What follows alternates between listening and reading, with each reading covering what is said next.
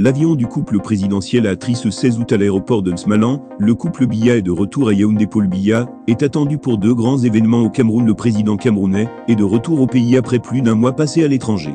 Son arrivée a atterri à l'aéroport international de Nsmalan ce 16 août. Il est accompagné comme d'habitude de la première dame Chantal Biya. Des militants ont été dépêchés à l'aéroport pour accueillir le couple présidentiel.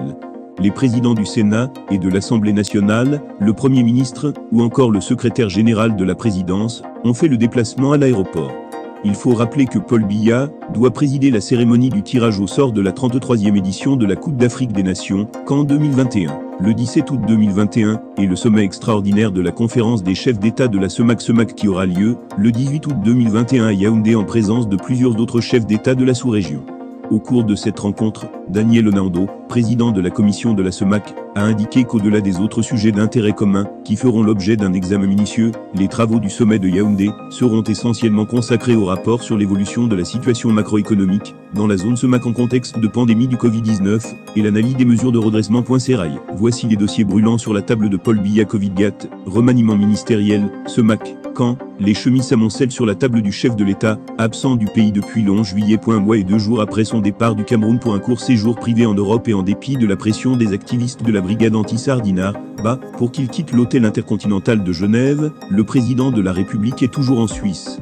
Mais Paul Biya ne devrait pas tarder à rejoindre Yaoundé, où il est censé accueillir, en sa qualité de président en exercice de la conférence des chefs d'État de la Communauté économique et monétaire de l'Afrique centrale, CEMAC, ses pairs le 18 août prochain, pour discuter des questions relatives à la relance économique de la sous-région, qui reste confrontée au triple choc de la chute des cours du pétrole, du délitement de la situation sécuritaire et de la pandémie du Covid-19. L'information de la tenue de ce sommet a été révélée le 10 août dernier à Douala, en marge d'une session extraordinaire de la conférence des ministres de l'Union économique de l'Afrique centrale, UIC. Cette rencontre qui pourrait poser les jalons de la fusion tant annoncée de la Communauté économique des États de l'Afrique centrale, CIAC, et de la CEMAC se fera, certes, en visioconférence, mais il est improbable que Paul Biya puisse envisager de la présider depuis Genève. Il n'y a pas que ce sujet qui préoccupe le chef de l'État et qui l'oblige à écourter son séjour dans la capitale helvétique. Sur sa table, il y a également le dossier de la gestion des 180 milliards FFA destinés à la riposte contre le coronavirus.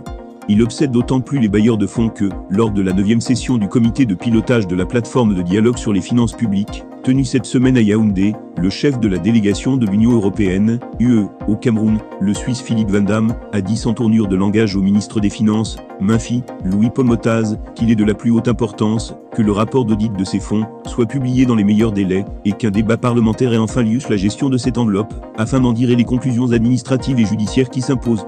Pour le diplomate européen, satisfaire à ces exigences viendrait confirmer la détermination du gouvernement pour plus de transparence et de redevabilité dans la gestion des fonds publics. Les autres partenaires financiers et techniques du Cameroun, que sont le Fonds monétaire international, FMI, la Banque africaine de développement, BA, la coopération allemande, le Programme des Nations Unies pour le développement, PNUD, entre autres, ne font pas moins pression.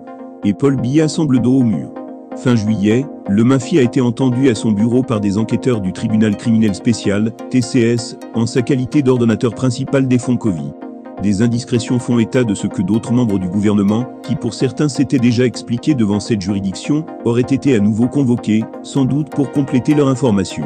Alors que de forts soupçons de malversation financière pèsent sur la gestion de ces 180 milliards FFA, soupçons du reste révélés dans le rapport d'étape de la Chambre des comptes de la Cour suprême, qui a circulé il y a 2 mois sur les réseaux sociaux, le président de la République pourrait être amené à remanier le gouvernement, afin de libérer de toutes fonctions officielles les ministres et assimiler les auteurs, co-auteurs ou complices des dites malversations, afin que ceux-ci se mettent entièrement à la disposition de la justice. Beaucoup à rendre le séjour de Paul Biya en Suisse pourrait, pour certains, lui avoir permis de peaufiner son futur gouvernement attendu depuis la fin du double scrutin législatif et municipal de 2020.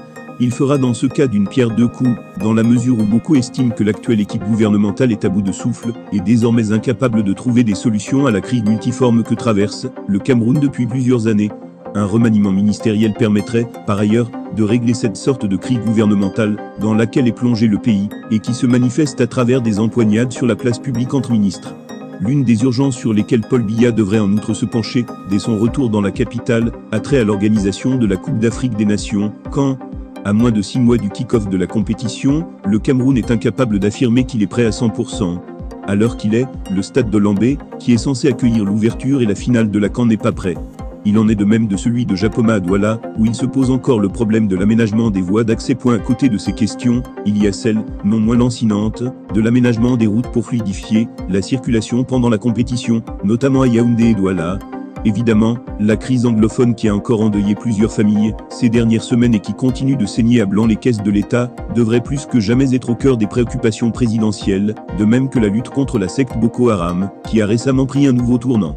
Dans l'extrême nord, l'hydre terroriste a causé la mort d'une quinzaine de soldats, dans des attaques ciblant principalement des positions de l'armée.